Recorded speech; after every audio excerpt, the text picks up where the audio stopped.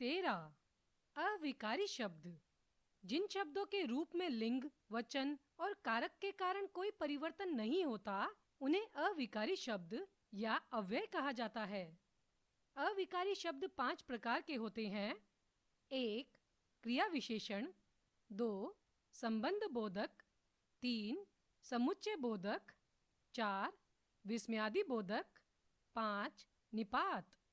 1 क्रिया विशेषण, पढ़िए और समझिए। काजल मधुर गाती है, दुकानदार का सामान धड़ाधड़ बिक गया। अस्पताल के लिए दाएं मुड़िए। उपरोक्त वाक्यों में मधुर, धड़ाधड़ और दाएं शब्द क्रियाओं की विशेषता बता रहे हैं, अतः ये क्रिया विशेषण शब्द हैं। ऐसे अविकारी शब्द जो क्रिया की विशेषता बताते हैं, उन्हें क्रिया विशेषण शब्द कहते हैं। क्रिया विशेषण के भेद। क्रिया विशेषण के 4 भेद होते हैं। 1 रीतिवाचक क्रिया विशेषण, 2 कालवाचक क्रिया विशेषण, 3 स्थानवाचक क्रिया विशेषण, 4 परिमाणवाचक क्रिया विशेषण। 1 रीतिवाचक क्रिया विशेषण। जिन क्रिया विशेषण शब्दों से क्रिया के होने की रीति या ढंग का पता चलता है, उन्हें रीतिवाचक क्रिया विशेषण कहते हैं।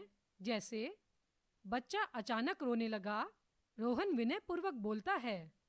उपरोक्त वाक्यों में अचानक तथा विनयपूर्वक शब्द क्रिया के घटित होने की रीति का बोध करा रहे हैं, अतः ये रीतिवाचक क्रिया विशेषण शब्द हैं। 2 कालवाचक क्रिया विशेषण। जिन क्रिया विशेषण शब्दों से क्रिया के होने के समय का पता चलता है, उन्हें कालवाचक क्रिया विशेषण कहते हैं। जैसे अध्यापकों का सदा आदर करना चाहिए। अजीत प्रतिदिन व्यायाम करता है। उपरोक्त वाक्यों में सदा तथा प्रतिदिन शब्द क्रिया के होने के समय का बोध करा रहे हैं, अतः ये कालवाचक क्रिया विशेषण शब्द हैं। 3 स्थानवाचक क्रिया विशेषण।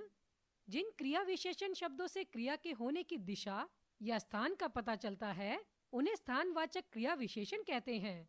जैसे सड़क पर दाएं बाएं देखकर चलना चाहिए, मम्मी आसपास ही गई हैं। उपरोक्त वाक्यों में दाएं बाएं तथा आसपास शब्द क्रिया के होने की दिशा व स्थान का बोध करा रहे हैं, अतः ये स्थानवाचक क्रिया विशेषण शब्द हैं। 4 परिमाणवाचक क्रिया विशेषण। जिन क्रिया विशेषण शब्दों से क्रिया की मात्रा या परिमाण का पता चलता है, उन्हें परिमाणवाचक क्रिया विशेषण कहते हैं। जैसे चाय में चीनी कम डालें, राघव का भाई बहुत बोलता है। उपरोक्त वाक्यों में कम तथा बहुत शब्द क्रिया की मात्रा का बोध करा रहे हैं, अतः ये परिमाणवाचक क्रिया विशेषण शब्द हैं। 2 संबंध बोधक। पढ़िए और समझिए। कमरे के अंदर तस्वीर लगी है। मेरे घर के सामने एक मंदिर है। दुकान के आसपास लोग खड़े हैं। उपरोक्त वाक्यों में के अंदर, के सामने और के आसपास शब्द संज्ञा शब्दों के साथ प्रयुक्त होकर उनका संबंध वाक्य के अन्य शब्दों के साथ जोड़ रहे हैं, अतः ये संबंध बोधक शब्द हैं। ऐसे अविकारी शब्द जो संज्ञा या सर्वनाम शब्दों के साथ आकर उनका संबंध वाक्य के अन्य शब्दों के साथ बताते हैं, संबंध बोधक शब्द कहलाते हैं। अर्थ की दृष्टि से संबंध बोधक शब्दों को अनेक वर्गों में विभाजित किया जा सकता है, जिनमें से कुछ इस प्रकार हैं। 1 कालवाचक, के पीछे, के आगे, के बाद, के पहले आदि। 2 स्थानवाचक, के नीचे, के ऊपर, के भीतर, के बाहर आदि। 3 दिशावाचक, की तरफ, की ओर, के निकट, के सामने आदि। 4 साधनवाचक, के हाथ, के माध्यम, के द्वारा, के सहारे आदि। 5 समतावाचक, की भांति, के तुल्य, के सदृश, के समान आदि। 6 संगवाचक, के सहचर, के सहित, के समेत, के साथ आदि। 7 विरोधवाचक, का उल्टा, के प्रतिकूल, के विरुद्ध, के खिलाफ आदि। 8 हेतुवाचक, के वास्ते, के लिए, के मारे, के कारण आदि। क्रिया विशेषण और संबंध बोधक में अंतर। कुछ शब्द क्रिया विशेषण और संबंध बोधक दोनों रूपों में प्रयोग होते हैं। ऐसे में यह जानना कठिन हो जाता है कि ये शब्द क्रिया विशेषण है या संबंध बोधक। अतः इनकी पहचान करते समय यह ध्यान रखना चाहिए कि जब किसी शब्द का प्रयोग क्रिया की विशेषता बताने के लिए किया जाता है तब वह क्रिया विशेषण कहलाता है, किंतु जब उसी शब्द का प्रयोग संज्ञा या सर्वनाम का वाक्य के अन्य शब्दों से संबंध बताने के लिए किया जाता है तब वह संबंध बोधक कहलाता है। जैसे क्रिया विशेषण संबंध बोधक, संजना बाहर बैठी हुई है, विद्यालय के बाहर वृक्ष लगाए जा रहे हैं, मैंने यह फिल्म पहले भी देखी है, परीक्षा से पहले बहुत डर लगता है, अंदर आइए, सब घर के अंदर आ गए। 3. समुच्चय बोधक, पढ़िए और समझिए, विनोद और शिवम स्कूल जा रहे हैं, मेरे लिए चाय या कॉफी बना दो, यदि पढ़ाई करोगे तो अवश्य सफल हो जाओगे।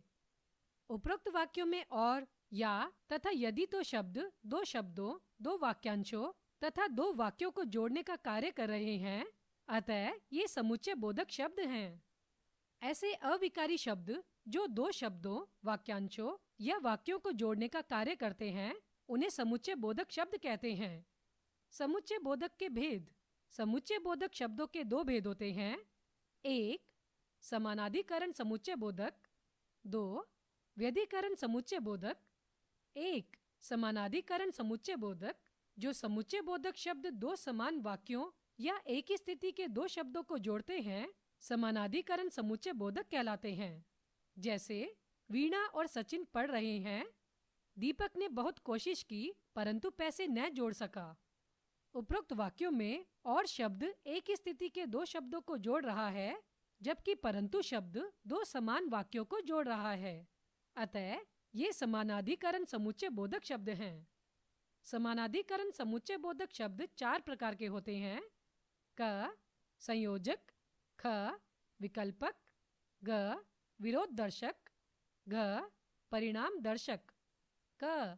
संयोजक, जो समुच्चय बोधक शब्द दो शब्दों, वाक्यांशों अथवा वाक्यों में संयोग दर्शाते हैं उन्हें संयोजक कहते हैं। जैसे नीलिमा व भारती मनाली जाएंगी, राम लक्ष्मण तथा सीता वन को गए। पाठ 13।